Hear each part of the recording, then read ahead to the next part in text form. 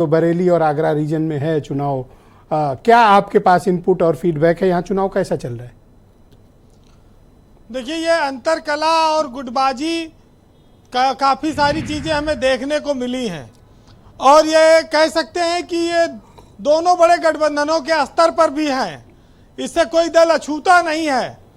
लेकिन पश्चिमी उत्तर प्रदेश का एक जो मिजाज है उसमें मायावती भी एक बड़ा फैक्टर रही हैं, खास तौर से पिछले चुनाव में। ये जो पहले और दूसरे चरण के जो सीटें हैं इसमें बसपा की भी कई सीटें निकली थीं। आज बात अलग है कि वो गठबंधन में नहीं है। आज भाजपा में एक बात आई कि किसान आंदोलन एक जमाने में चला, किसान नाराज है। उसमें लोकसभा विधानसभा के चुनाव में आरएलडी को काफ़ी अच्छी सीटें मिली, 9 सीटें वो जीत कर आए, 35-40 सीटों पर लड़े थे। भाजपा ने फिर उस नाराजगी को खत्म कर लिया, आरएलडी को अपने साथ मिला लिया। लेकिन एक नई चुनौती आ गई क्षत्रियों की नाराजगी की कि उनके समाज के टिकट ज़्यादा कट रहे हैं और क्षत्रियों को टिकट नहीं दिए गए, सम्मान नहीं। फिर एक लड़ाई आ गई संजीव बालियान और संगीत सोम की। ये भी है। लेकिन दूसरी ओर जब आप देखें तो वरुण गांधी की भी बात पीलीभीत में आती है, लेकिन रामपुर में आजम खां के मनचाहे व्यक्ति को टिकट नहीं मिला, 3-3 नामांकन हुए। समाजवादी पार्टी में भी तमाम विरोध के स्वर रहे। मुरादाबाद में 2-2, 3-3 बार टिकट बदले गए, नाराजगी हुई, लोगों ने नारे लगाए। तो दोनों दलों के साथ ये समस्या है। लेकिन इतना जरूर है कि भाजपा इस विरोध को रोकने की कोशिश करती है। इंडिया गठबंधन में कोई नेता सुलह सपाटा कराने नहीं जाता।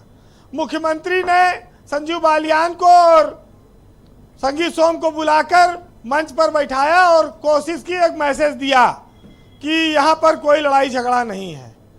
ब्रजेश जी, ये चुनाव, ये दो पहला चरण खास तौर से मैं आज बोल रहा हूँ, इसमें भी ये जाट लैंड का काफी हिस्सा है। जयंत चौधरी की भी प्रतिष्ठा का ये चुनाव है। सहारनपुर, कैराना, मुजफ्फरनगर, नगीना और बिजनौर, ये 4-5 सीटें सीधे सीधे रालोद के आने के बाद क्या स्थिति बनेगी, ये भी एक टेस्ट है। संजीव बालियान मुजफ्फरनगर से जीते हैं जी। पहले एक बार वो चौधरी अजीत सिंह के खिलाफ भी लड़े थे और परिणाम लोगों को पता है। आज आरएलडी उनके साथ आ गई है, तो स्वाभाविक है कि बीजेपी का बहुत ज्यादा कोई नुकसान नहीं होगा।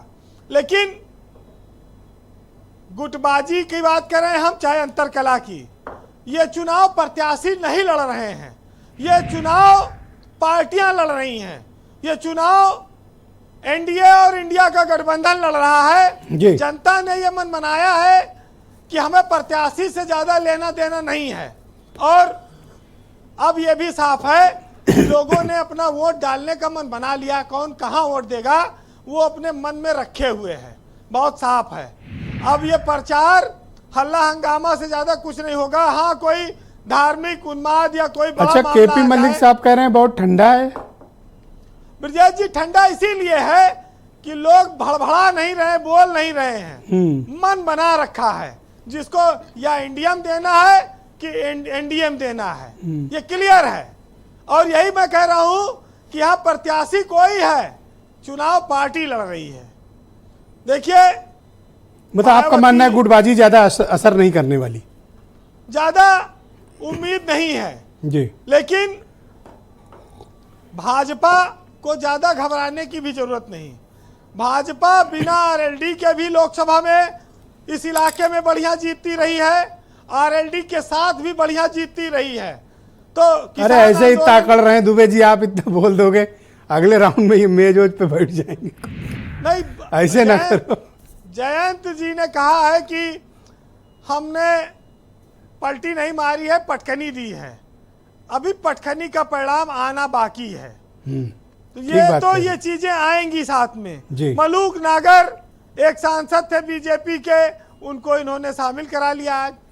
लेकिन इस देश की जनता मलूक नागर नहीं, मलूक दास को जानती है, जो एक संत थे और जो कह गए कि अजगर करे न चाकरी, पंछी करे न काम, और दास मलूका कह गए सबके दास दाता राम। मलूका कह गए सबके दाता राम। यानी कि सबका पालनहार ईश्वर है, चाहे कोई काम करो चाहे ना करो। ये आलसी लोगों के लिए वैसे काफी सुना उचित भैया कहा दुबे था जी? मलूक नागर ने। इसका दुबे जी से, इस टिप्पणी का दुबे जी से कोई तात्पर्य नहीं है। ब्रजेश जी, उत्तर प्रदेश में 80 सीटों पर चुनाव हो रहा है। जी। पश्चिमी उत्तर प्रदेश में जाटलैंड में किसान और चौधरी अजीत सिंह, भाजपा, समाजवादी और बसपा, ये सब के मिले जुले लड़ाई है। ये कोई एक तरफा लड़ाई नहीं है, और ये लड़ाई का परिणाम भी बड़ा चौंकाने वाला हो सकता है। जब परिणाम आएगा तब लोगों को पता चलेगा। जी, कंक्लूड करें वीरेंद्र जी। वैसे गुर्जर, जाट, ये वोट तो काफी सबके लिए महत्वपूर्ण रहे हैं। हाल सुनिएगा, 4 लाइनें हैं कि चिंता न करो, प्रचार करो, जनता के बीच रहो, परिणाम जो होगा देखा जाएगा, ऊपर वाले के हाथ में छोड़ दो। कहते हैं कि राहें जहां तक जाएंगी राहगीर वहां तक जाएगा, और तुम दरिया से क्या पूछ रहे हो, नीर कहां तक जाएगा जी। और खींच धनु की डोर, निशाना साधो अपनी मंजिल पर, बाकी बाद में देखेंगे कि तीर कहां तक जाएगा। बहुत शुक्रिया वीरेंद्र जी, आपका बहुत बहुत धन्यवाद हमारे साथ जुड़ने के लिए और ग्राउंड जीरो से अपने इनपुट, ऑब्जर्वेशन और पॉलिटिकल फीडबैक देने के लिए। बहन भाइयों, हम 2